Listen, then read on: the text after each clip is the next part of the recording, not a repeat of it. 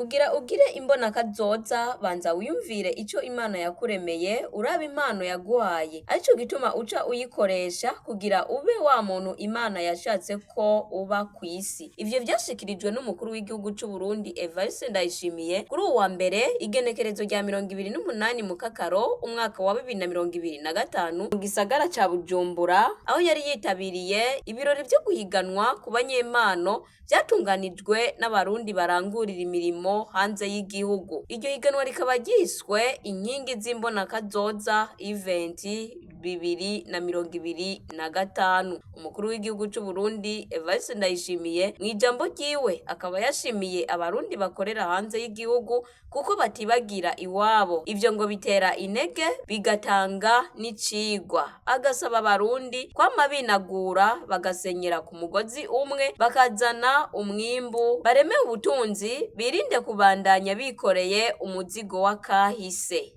Turakengurukiye rero abarundi mwese mukorera mu bindi bihugu byo hanze kuko mutibagira iwanyu. Emwe ndazi neza yuko uwo hirahira uba akadusubiza inyuma bagira duhungabaniriza amahoro. Sinzi ko yoronka haca ntiyoronka haca kuko turamaze kubona iciza c'amahoro.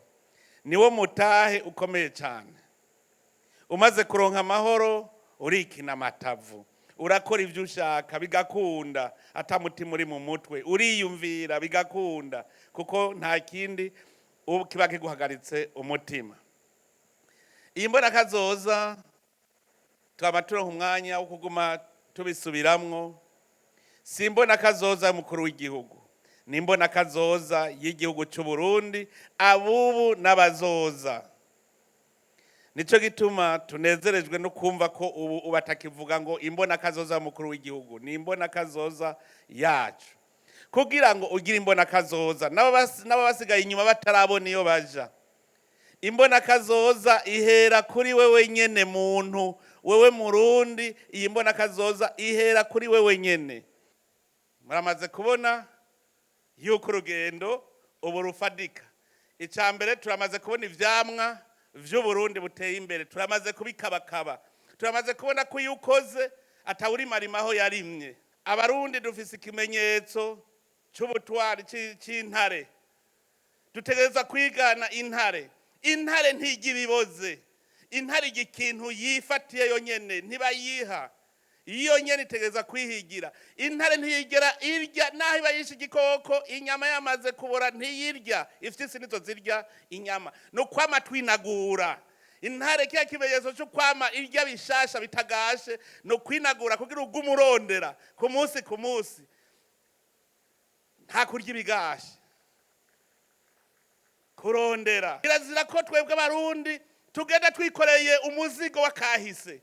Nihaba kera twari binebwe, kirazira yuko no munsi uwo muzigo wa kahise utugendako. Twe turya bishasha, dukeneye ukereye Burundi bushasha, tubwubake tugende twese turi kumwe, kandi turi kumwe twese birashoboka. Uno munsi hariho abarundi kuva mu 2020 gushika uno munsi bamaze gushika mu 2060, umwe wese ugiti ciwe bariho. None abo bashitseyo baca bakora iki? Mwibaza ko baca bicara nababwiyeho kizira kurya ivyo kurya bigashe, ugumurondera ku munsi ku munsi. No kuvuga urya Murundi yamaze gushikayo aca asubira inyuma akwege mugenzi we, nivyo bita gusenyera ku mugozi umwe, nta nomwe akwiye guhagarara. Ikindi ntihagire uzo kwiyumvira ko azotera imbere ari muri kiya cita ama service. Service yiha abantu bafise amahera, tureme ubutunzi, création de richesse. Kurema ubutunzi no kumenya guhera kuco twe twitubusa mugabo atari ubusa imbere y'Imana. Ufashe inyovu kayirima ikimbuka ibiraya, uburemye ubutunzi uko bijya biraya ntivyahoraho. Nshaka ko abarundi bose babatunzi gute nuko abarundi twese tuvira hasi rimwe atari mwasigaye inyuma, nta musezi dukeneye. Twese turi kumwe tuzokora, twese duteranirije hamwe.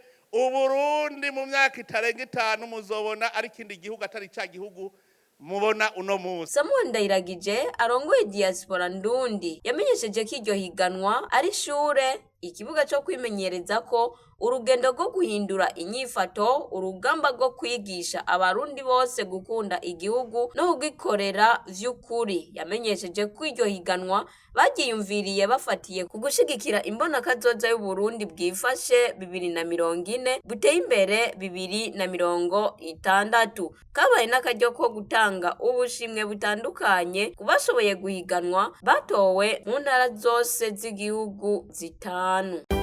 Radio television turagukunda cyane